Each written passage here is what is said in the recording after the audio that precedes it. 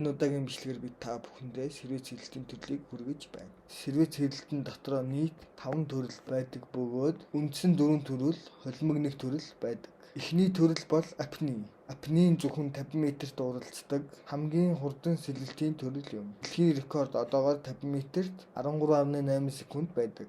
Уг төрөл нь нэг амьсгаагаар усан доогуур сэлдэг буюу дээшээ гарч ирэхгүйгээр 50 м-ийг туулдаг сэлэлт юм. Хэрэгслийн хувьд апне маск болон монофинийг хэрэглэдэг. Хоёр дахь төрөл байфин swimming 50, 100, 200, 400 м-т уралцдаг.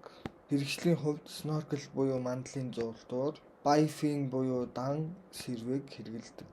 Усны мандал дээгүүр сэлдэг бөгөөд сноркелийн тусламжтайгаар нүрээ гаргаж ирэхгүйгээр усан дотор амьсгалах боломжтой сэлэлтийн төрөл юм. 50 м-ийн дэлхийн рекорд нь 18.4 секунд байдаг.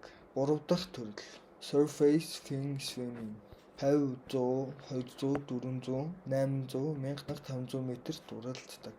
50 м-ийн дэлхийн рекорд нь яг 15 секунд байдаг. Хэрэгслийн хувьд сноркел буюу мандлын зуулдуур болон монофин буюу хос сэрвэг ашигладаг. Усны мандал дээгүүр сэлдэг бөгөөд байфинтэй адилхан амьсгалдаг.